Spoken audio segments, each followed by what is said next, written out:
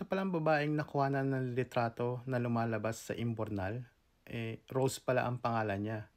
At nung makita ng DSWD yung picture na yon, binigyan siya ng 80,000 pesos para mag-start ng kanyang sariling sari-sari store.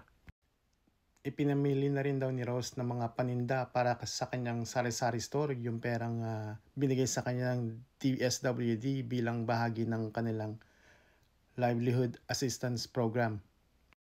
Malaking pasasalamat daw ang ibinibigay ni Rose dito sa DSWD dahil sa assistance na binigay nila sa kanya para makapag-umpisa ng kanyang sariling sari-sari store. Maliit man, at least enough na siya para sa makatustos sa mga pangangailangan nila.